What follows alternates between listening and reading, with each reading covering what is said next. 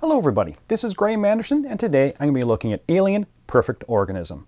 Now, one of my favorite movies of all time is actually Aliens, and I've seen the movie multiple times, so when I got this game, I knew I had to get it to the table. But as I was looking at the box and the rules, I almost had to do a double take. The game is obviously based on the second film in the series, Aliens. So why is this called Alien? And when I read the description, it mentions that there are multiple alien queens that are building competing nests by capturing colonists.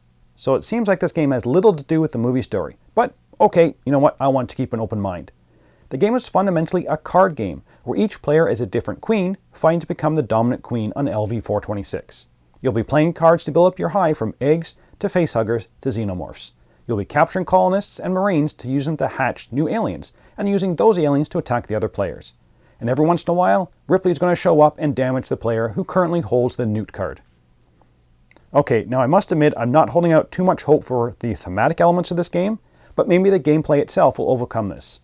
So, will this be a game to be rescued, or should it just be nuked from orbit? Let's get it to the table, see how it's played, and I'll come back with my final thoughts on Alien: Perfect Organism.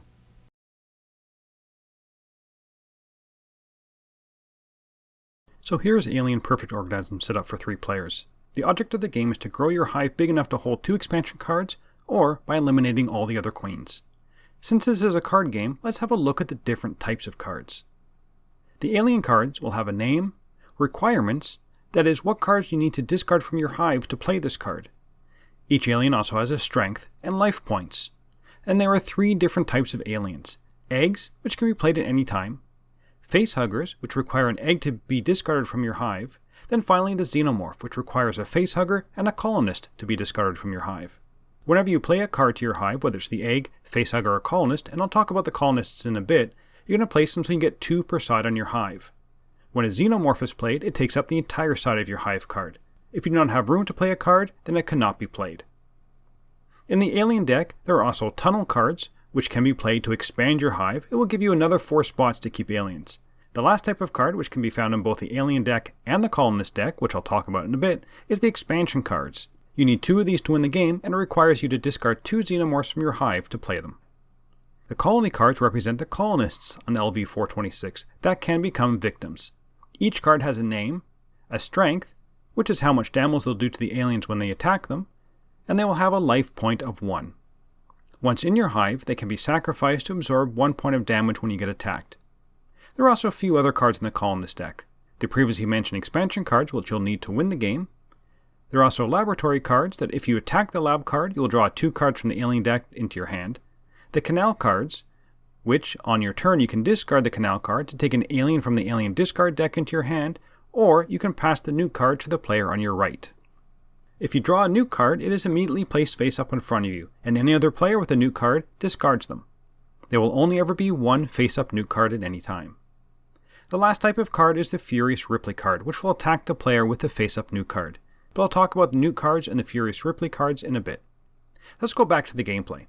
Each player takes an alien queen and 2 egg tokens. These can be spent instead of discarding an egg card if you want to play a facehugger card out of your hand. Shuffle the 2 decks and place 3 face-up colonist cards, and next the starting player draws 2 alien cards, the second player draws 3 alien cards, etc. On a player's turn, they will do 2 phases, growth and optionally fight. During the growth phase, you can do 3 actions: discard a card, play a card into your hive, or discard any amount of cards from your hand. You have a hand size limit of 8 cards. You can perform whatever actions you want, but once you stop doing an action, you cannot go back and do that same action again. For example, you could not draw a card, play a card, then go back to draw another card. If you want to draw 2 cards into your turn, you have to do these actions together. Once you've done your growth phase, you go into the fight phase, and the fight phase is optional. You can either attack another player's hive, or you can attack the colony.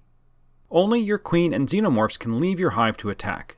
You decide which one you're going to be sending out to do the attack, and any damage they receive is only applicable to the ones that you've sent.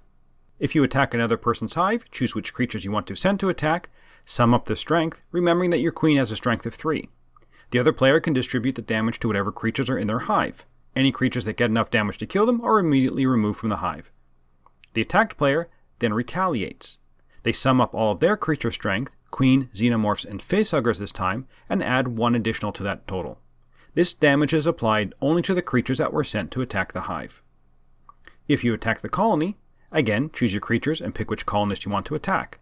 Some humans will counterattack. Before you take the colonist into your hand, you must distribute the damage to the attacking aliens. If you attack an expansion card, just add it to your hand and it can be played on subsequent turns. Laboratory cards are discarded right away and then you draw 2 alien cards into your hand. If you attack the canal cards, just add it to your hand and it can be played at any time instead of one of your actions on a subsequent turn. Once you've finished attacking the colonist, you refill the colonist row. If you draw a Newt or the Friendliest Ripley card, then you're going to be doing the following. If it was a Newt card, then any other player who has a Newt card discards it and you place the new Newt card face up in front of you. If instead you drew the Friendliest Ripley card, then she will do the amount of damage from her status card plus 2 to whichever player currently has Newt. If there's no Newt, then Ripley does not attack anybody and is just discarded.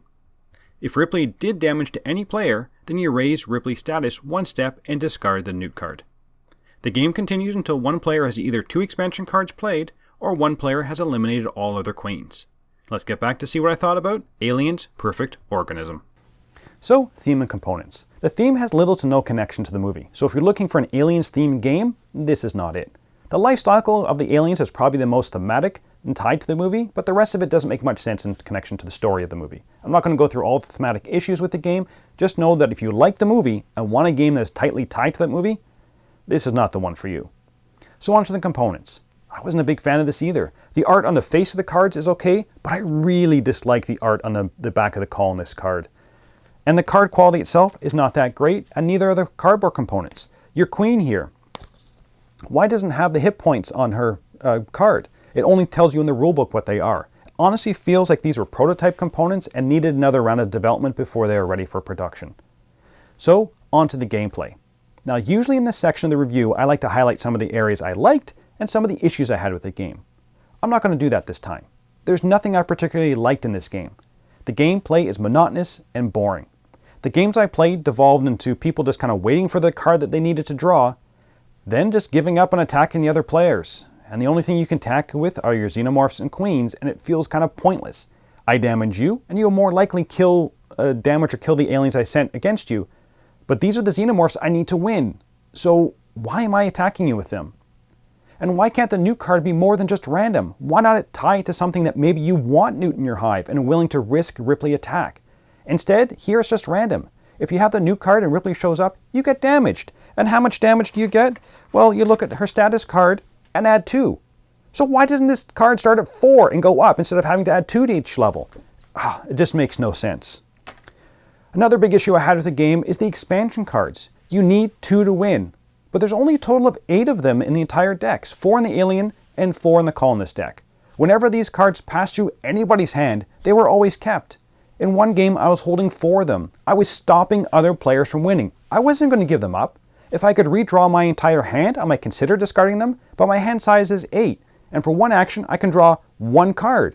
So I had no need to discard those cards.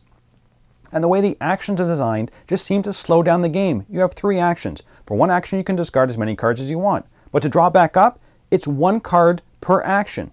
And why can't I go back to previous actions? Why can't I play a card, draw a card, then play another card? It makes no sense in the rules. Okay, so if the card play and expansion piece seems to be a little broken, then you're forced to attack other queens to try and win. So I need my xenomorphs to play expansion cards, but they're the only ones with the queen that you can send out to attack.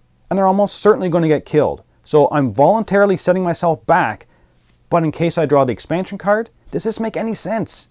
Plus, I can math it out. I can see your hive. I can see how much damage your xenomorphs and queens are going to take. There's no randomness in the attack, no card flip, no playing a card from your hand, no dice roll. You see exactly what's going to happen. Unless I know you can't kill my xenomorphs, which again I need to win the game, why am I sending them to attack you? Okay, take down the leader. If we all gang up on someone before they can heal by playing an expansion card, we can eliminate them. But again, the first person to attack is going to damage themselves the most. The last person to attack is going to get off easiest, assuming the previous players killed off some of the creatures in the leader's hive.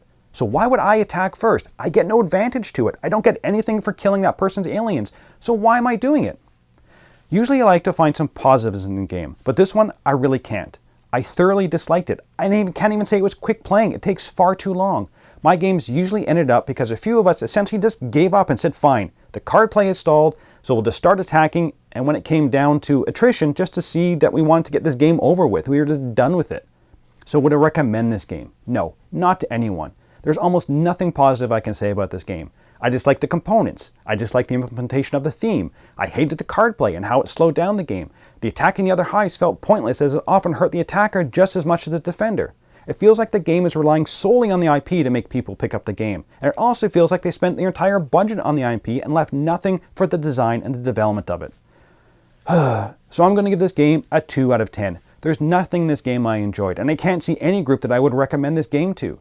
Very few games make me mad, but this one, probably because due to the theme I had hoped would be a halfway decent game, just made me mad during the games I played, and I couldn't wait for the game to be over.